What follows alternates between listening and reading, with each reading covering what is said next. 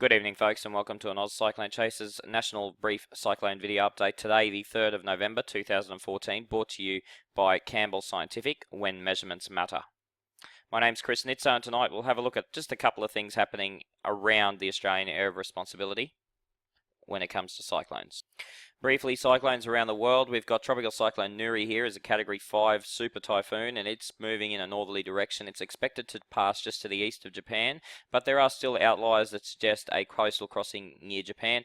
Here's Tropical Cyclone Vance. Vance is a Category 3 system and is pushing in a northerly direction. It's expected to weaken just before hitting the coast of Mexico, or at least some models even suggesting that it's going to be that weak that it won't even hit the coast of Mexico because it'll be dead by the time it gets there.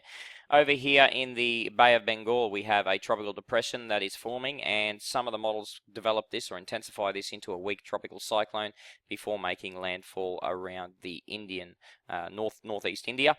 In the southern hemisphere, though, we also have a weak disturbance here located just to the west of the Australian area of responsibility. It's a cluster of storms that's moving westwards, so it's moving further and further away from Australia's area of responsibility. So Australia's area of responsibility starts around about here. Oop, there we go. That's almost straight. But anyway, that's around about where the Australian area of responsibility starts. So at this stage, that area is just to the west, that convective region. So, folks, what we'll do is we'll have a look at the guidance on that particular system.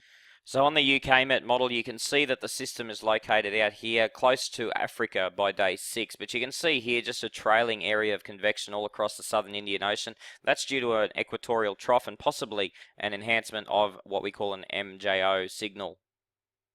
Fairly similar on the GFS, we can see that the low pressure system or the convective area associated with the low pushes in a westerly direction and is located near 60 degrees east, which is a long way away from Australia.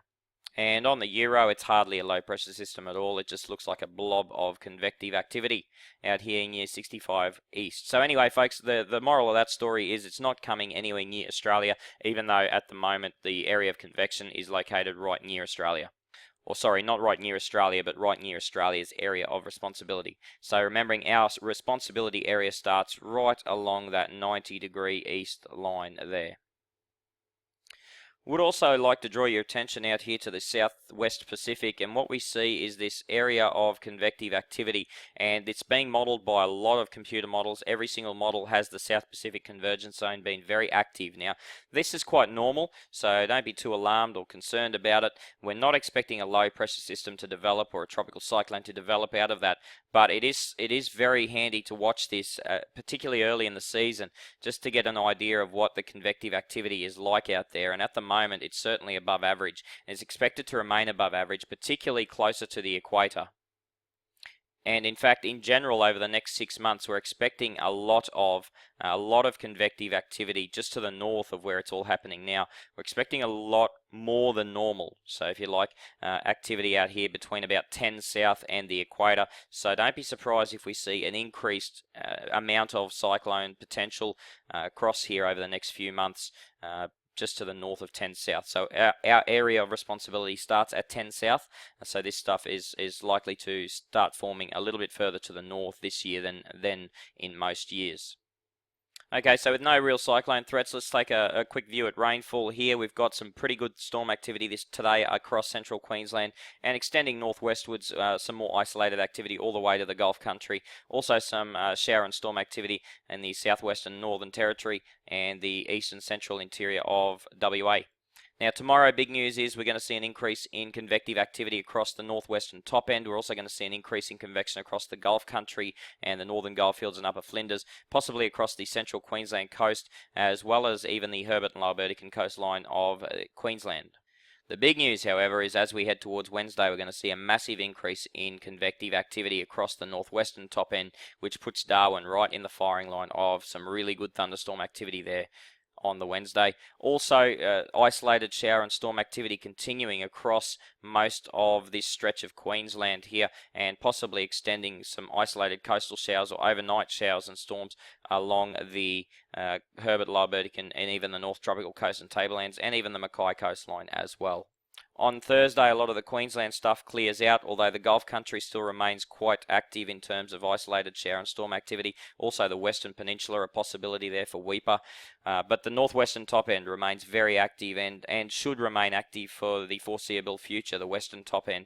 And the North Kimberley starts to become more active as well, as we start to see a northwesterly flow hitting a trough system, which will create a lot of uplift. And then by Friday, things clear out for Queensland. Maybe some showers and storms in the southeastern part of the state.